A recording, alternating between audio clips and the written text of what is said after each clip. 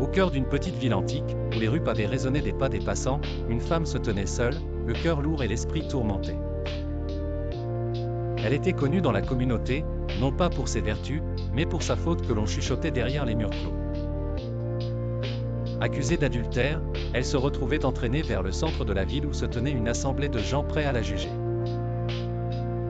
Son accusé était véhément, un homme portant un long manteau, se prévalant de défendre la loi avec une rigueur sans faille.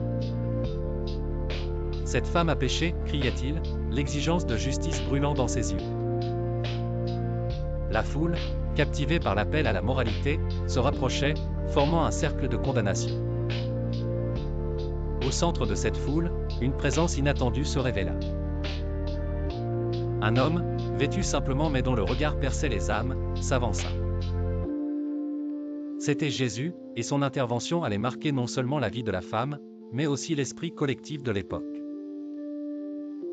Il s'accroupit, le doigt traçant des lignes dans la poussière, immortalisant le moment dans le silence.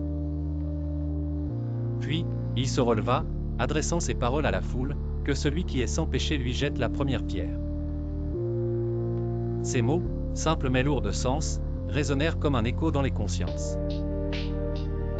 Lentement, les pierres chutèrent des mains, la foule se dispersant, une par une, les têtes baissées.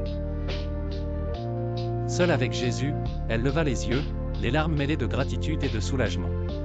« Personne ne t'a condamné ?» demanda-t-il doucement. « Personne, Seigneur, répondit-elle, la voix tremblante. « Je ne te condamne pas non plus, répondit-il, la relevant. Va, et ne pêche plus. »